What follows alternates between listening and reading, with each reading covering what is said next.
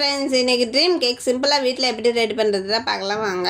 அதுக்கு dark milk chocolate, white milk chocolate எடுத்து அதோட மில்க் ஆட் பண்ணி டபுள் பாயிலிங் மெத்தட்னால் நல்லா மெல்ட் பண்ணி எடுத்துக்கோங்க.